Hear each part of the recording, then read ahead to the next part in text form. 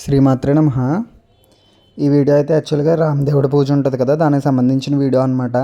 దీన్ని నేను యాక్చువల్గా అయితే మాఘమాసం స్టార్టింగ్లోనే దీన్ని అప్లోడ్ చేయాలి.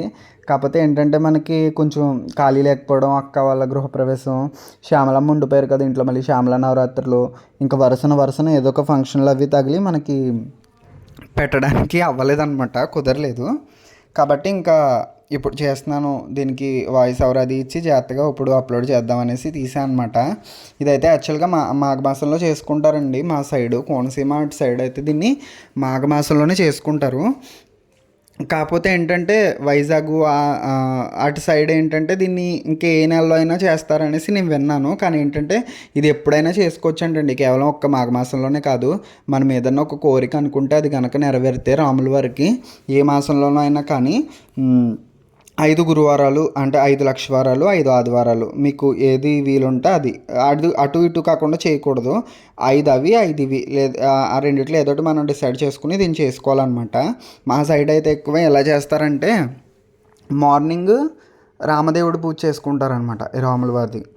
సాయంత్రం ఏం చేస్తారంటే త్రిమూర్తుల మేళ చేసుకుంటారు మా సైడ్. త్రినాథుల వ్రతం ఉంటుంది కదా, త్రిమూర్తుల మేళ అంటారు దాన్ని. అది చేసుకుంటారు మా సైడ్ అయితే.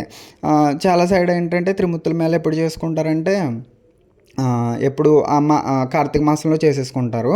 కానీ మా సైడ్ ఏంటంటే మాఘమాసంలోనే చేసుకుంటారు త్రిమూర్తుల మేళ. అది పొద్దుటేమో రామదేవుడి పూజ, సాయంత్రం త్రిమూర్తుల మేళ చేసుకుంటారనమాట. అలా ఉంటుంది మా సైడు.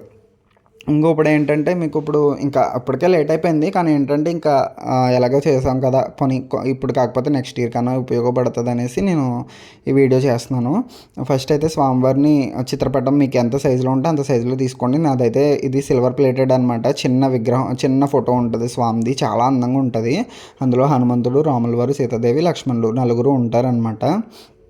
అది నేను పెట్టుకున్నాను ఫోటో. దాన్ని శుభ్రంగా అందంగా నాకున్న దాంట్లో అలంకరించుకున్నాను. ఏ పూజ అయినా సరే మనకి ఎంతలో ఉందో అంతలోనే చేసుకోవాలి. అంతేగాని ఎక్కువ ప్రయాసపడి ఎక్కువ అప్పులు అవి చేసి ఆ టైప్లో చేసుకోకూడదు ఏ పూజ అయినా సరే. ఎందుకంటే అది భగవంతుడు కూడా మెచ్చడు. కాబట్టి నాకు ఉన్నంతలో నేను చేసుకుంటున్నాను. ఇంకేంటంటే విగ్రహం కూడా అది ఒక 5 ఇయర్స్ బ్యాక్ నేను తిరుపతిలో తీసుకున్నాను. ఆ విగ్రహం తీసి స్వామివారి అష్టోత్తరానికి మనకు ఉపయోగపడుతుంది అనేసి నేను విగ్రహం పెట్టుకున్నాను. విగ్రహం ఉండాలని రూల్ లేదండి. ఒకవేళ మీ దగ్గర విగ్రహం ఉంటే కనుక దాన్ని పెట్టుకుని పూజ చేసుకోండి, ఫోటో ఉన్నా సరిపోద్ది. ఏంటంటే నెక్స్ట్ ఏంటంటే పసుపు గణపతి పెట్టుకోవాలి. ఒకవేళ మీ దగ్గర గణపతి విగ్రహం పంచలోహాల్లో కానీ, ఇత్తడిలో కానీ, రాగిలో కానీ గణపతి విగ్రహం ఉంటే మీరు పసుపు గణపతి విగ్రహం పెట్టకపోయినా పర్వాలేదు. ఒకవేళ ఉంటే మాత్రం పెట్టుకోండి. ఇంకేంటంటే దీపారాధనకి ఆవు నెయ్యి కానీ, నువ్వుల నూనె కానీ, కొబ్బరి నూనె కానీ ఈ మూడిట్లో ఏదో ఒకటి వాడచ్చు. ఒత్తుల విషయం మీ ఇష్టం అనమాట. ఒత్తులు ఎన్నన్నా వేసుకోండి. ఒత్తుల విషయంలో మామూలుగా వేసుకోవట్లేదు నన్ను. ఇంకా మామూలుగా యూట్యూబ్లో ఇన్స్టాగ్రామ్లో మెసేజ్లు, పర్సనల్ మెసేజ్లు తినేస్తున్నారనమాట. ఒత్తులు ఎన్ని వేయాలి, ఎన్ని పెట్టాలనేసి. నేను దీపారాధనలో కూడా డైలీ చూసినట్లయితే నిత్య దీపంలో నేను ఒకటే ఒత్తేసుకుంటాను. మా ఇంట్లో ఎప్పుడు ఏది ఫాలో అవుతామో నేను అదే పెడతానమాట. కాబట్టి మీలో ఏం జరుగుతుందో అది మాత్రమే అడగండి ఫస్ట్, ఏది పడితే అది కాదు. కాబట్టి నేను స్వామికి పీఠానికి అటు ఇటు 2 కుందులు పెట్టుకున్నాను. అష్టదళ పద్మం వేసి పీఠం మీద స్వామిని పెట్టుకున్నాను అనమాట. స్వామికి ఇంకా పూజ ఎలా ఉంటుందంటే ఆల్రెడీ మనకి పుస్తకం అమ్ముతారు బయట. శ్రీరామదేవుని పూజ అనేసి ఒక పుస్తకం అమ్ముతారు. అందులోనే ఉంటుంది పూజా విధానం మొత్తం. ఏంటంటే పూజ ఏంటంటే షోడశోపచారాల పూజే స్వామికి. ఇప్పుడు మనం బయట ఎలా చేసుకుంటామో ప్రతి పూజకి, అలాగే షోడశోపచారాల పూజ స్వామి చేసేసుకుని తర్వాత ఏంటంటే అక్షతలు చేతితో పట్టుకుని కథ వినాలన్నమాట. అష్టోత్తరానికి మీరు పువ్వులు, చాంతి పువ్వులు కానీ ఏదైనా పువ్వులు వాడచ్చు. ఏ పువ్వైనా పర్వాలేదు, పువ్వులు వాడచ్చు. బంతి పువ్వులు వాడకండి. పూజకు వాడే ఏ పువ్వులైనా వాడచ్చు పూజకి. నెక్స్ట్ ఏంటంటే తులసిపత్రి, స్వామి విష్ణుమూర్తి అంశే కాబట్టి తులసిపత్రి వాడండి. రామ్ తులసి ఇంకా ఉంటాయి కదా మనకి, ఏదో ఒక తులసిపత్రి పూజ చేసే తులసం కాకుండా ఏదో ఒక పత్రి తీసుకొచ్చి తులసి పత్రి స్వామికి పూజ చేయండి. ఇంక నెక్స్ట్ ఏంటంటే మీకు సీతా అష్టోత్తరం దొరికితే ఇంకా అసలు గొడవే లేదు. లేదంటే కనుక లక్ష్మీ అష్టోత్తరం ఉంటుంది కదా, లక్ష్మీ అష్టోత్తర శతనామావళితో మీరు సీతమ్మకి కుంకుమ పూజ చేసుకోవచ్చు. పసుపు కుంకుమలతో సీతమ్మకి పూజ చేసుకోవచ్చు. లేదంటే కనుక లక్ష్మీదేవి అష్టకం ఏదోటి చదివేసి, సంథింగ్ ఏదోటి చదివేసి తులసమ్మకి సీతమ్మకి కొద్దిగా కుంకుమతో పూజ చేసేయండి. స్వామికి మొత్తం మీకు దొరికిన సుగంధభరితమైన పువ్వులతో అది తులసి పత్రితో స్వామికి అర్చన చేయండి. అర్చన చేసింది ఏంటంటే ధూపం దీపం అయిపోద్ది. ఇవి పంచోపచారాల్లో ధూపం దీపం అయిపోయిన తర్వాత నైవేద్యం పెట్టుకోవాలి. స్వామి చాలా కరుణిస్తాడు. స్వామి ఎక్కువ ప్రయాస పెట్టకుండానే కరుణ చూపిస్తాడనమాట. దానికి తార్కాణం ఏంటంటే ప్రసాదం. ఈ ప్రసాదం ఏంటి, ఆవు పాలు ఉంటాయి కదా, ఆవు పాలు కొద్దిగా తీసుకోవాలి. పంచదార, ఈ ఉప్మా నూక ఉంటుంది కదా, తెల్ల రవ్వ, దాన్ని తీసుకోవాలి. దానికి సమానంగా పంచదార తీసుకుని కొంచెం కొంచెం తడుపుతూ, పాలు మరి ఎక్కువ పోసేయకూడదు, పోసేస్తే జార్ అయిపోద్ది. కాబట్టి కొంచెం కొంచెం తడుపుతూ 5 ఉండలు చేసుకోవాలన్నమాట. అదే స్వామికి మనం పెట్టే నైవేద్యం ప్రసాదం. మీకు ఒకవేళ ఓపిక ఉంటే పళ్ళు కూడా ఎన్ని రకాలు అంటే అన్ని రకాలు పెట్టుకోవచ్చు. చూడండి, ఫస్ట్ ఆఫ్ ఆల్ ఈ అలంకారం చూసండి, మీకు తర్వాత చెప్తాను ఎలా వచ్చిందో. ఖచ్చితంగా కామెంట్ సెక్షన్లో షేర్ చేసుకోండి అలంకరణ ఎలా ఉందనేది. బంతిపూలు మాత్రం ముందే చెప్పేస్తున్నానండి, బంతిపూలు నేను అలంకరణకు మాత్రమే పెట్టాను. చుట్టూ పెట్టిన పసుపు రంగులో ఉన్నాయి చామంతి పూలు, అవి బంతిపూలు కొద్ది కొద్దిగా ఉంటాయి. అవి నేను అలంకరణకు మాత్రమే పెట్టాను, వాటితో అసలు స్వామికి పూజే చేయలేదు నేను.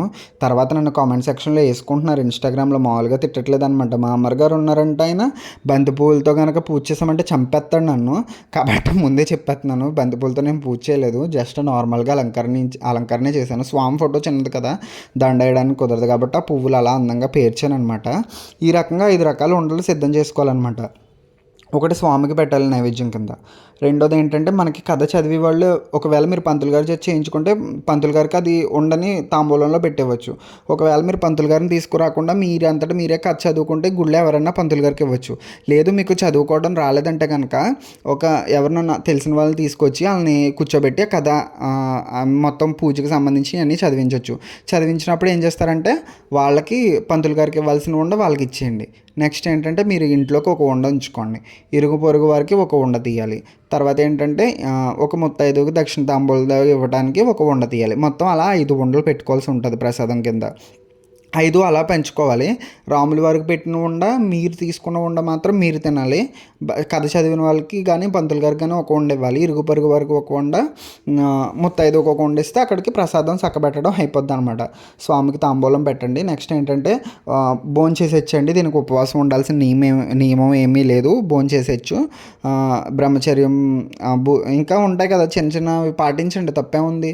నెక్స్ట్ పీట కదపడం విషయానికి వస్తే, గురువారం లక్షవారం సాయంత్రం కదిపేసుకోండి. లేదంటే మీకు అవ్వలేదంటే మన్నాడు శుక్రవారం అవుతుంది, రెండో రోజు కదపకూడదు, ప్లస్ శుక్రవారం అవుతుంది కదపకూడదు. కాబట్టి శనివారం పొద్దుటి వరకు మీరు పీట అయితే ఉంచేసుకోవాల్సి ఉంటుంది. ఒకవేళ మీరు ఆదివారం చేసినట్లయితే ఆదివారం సాయంత్రమే కదిపేసుకోండి. సోమవారం 2 అవుతుంది, మంగళవారం 3 అవుతుంది, కదపడానికి కుదరదు. లక్షవారం సాయంత్రం కానీ, ఆదివారం సాయంత్రం కానీ, లేదంటే శనివారం పొద్దుటి వరకు మీరు పీట అయితే ఉంచేసుకోవాలి.